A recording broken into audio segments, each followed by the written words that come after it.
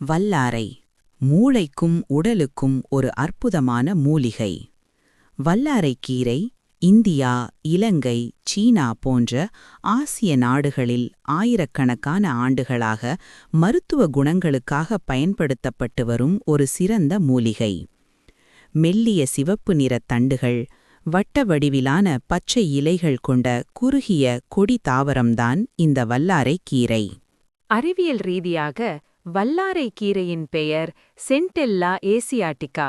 தமிழில் வல்லாரைக்கீரை, சமஸ்கிருதத்தில் மண்டுகபர்ணி, ஹிந்தியில் சரஸ்வதி என்று அழைக்கப்படுகிறது. கோடுகோலா என்ற பெயர் இதன் கோப்பை வடிவிலான இலை அமைப்பை குறிக்கிறது.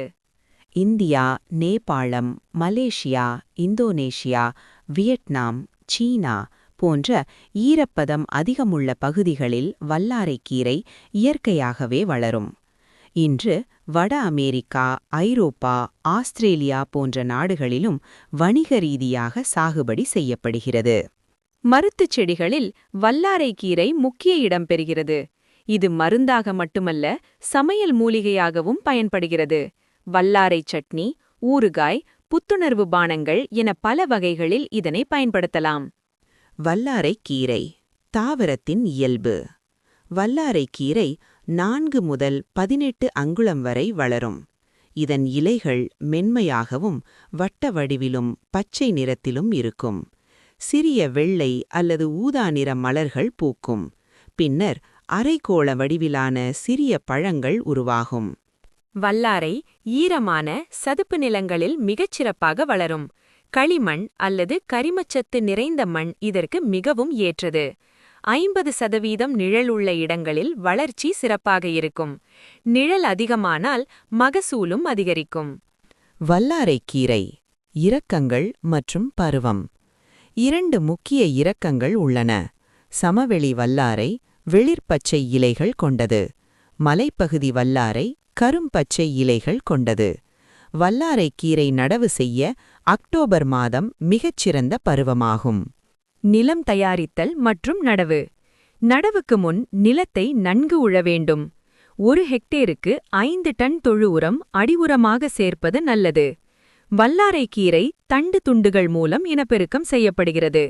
30 கொடி 30 சென்டிமீட்டர் இடைவெளியில் நடவு செய்ய வேண்டும். வல்லாரைக்கீரை நீர் நிர்வாகம். நடவு செய்தவுடன் நீர் பாய்ச்ச வேண்டும். முதல் கட்டத்தில் 4 முதல் 6 நாட்களுக்கு ஒரு முறை நீர் பாய்ச்ச வேண்டும். பின்னர் பயிரின் தேவைக்கேற்ப பாசனம் தொடரலாம். உர மேலாண்மை. 1 ஹெக்டேருக்கு தழைச்சத்து 100 கிலோ, மணிசத்து 60 கிலோ, சாம்பல் சத்து 60 கிலோ தேவைப்படும். இவற்றை 2 தவணைகளாக கொடுப்பது சிறந்தது.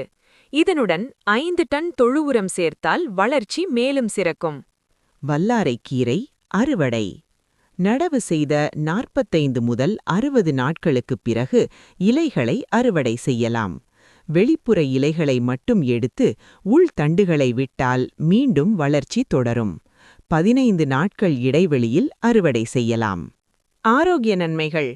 வல்லாரைக்கீரையில் இரும்பு, சுண்ணாம்பு, வைட்டமின் ஏ, சி மற்றும் தாதுக்கள் நிறைந்துள்ளன.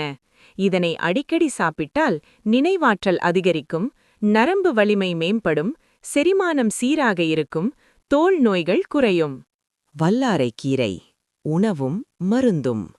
மூளை நலம், நரம்பு வலிமை, இதய ஆரோக்கியம், நோய் எதிர்ப்பு சக்தி எல்லாவற்றிற்கும் உதவும் இயற்கையின் அரிய பரிசு. வல்லாரைக்கீரையை தினசரி உணவில் சேர்த்து உடலும் மனமும் ஆரோக்கியமாக வாழுங்கள். வல்லாரைக்கீரை. இந்த காணொளி உங்களுக்கு பிடித்திருந்தால் சப்ஸ்கிரைப்